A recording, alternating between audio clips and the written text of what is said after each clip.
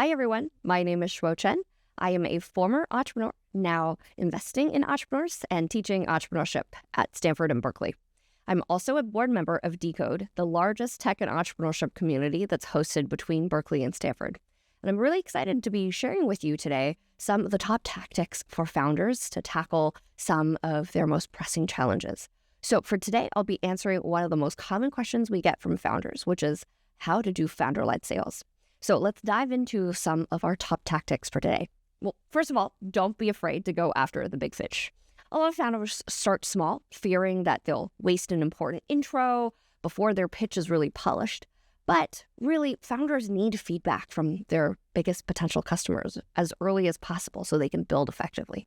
So as long as you're not framing the conversation as a direct sales call, founders should absolutely reach out to the big fish, and they won't burn their chance.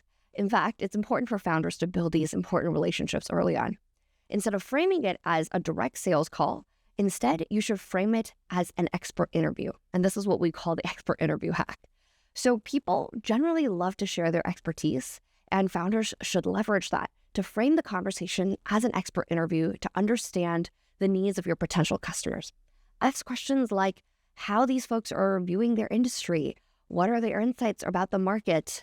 What are their actual experiences with the problem?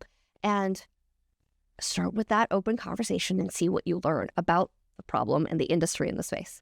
And don't forget, at the end of the conversation, always ask, well, who else in your organization would be interested in chatting? And make sure that you set up that follow-up, especially when you have more progress to show.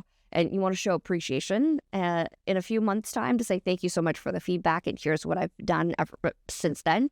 And once you have that follow-up in a few months' time, when you have more progress, and hopefully by then you have some live partnerships and customers, then you can have a more direct sales conversation.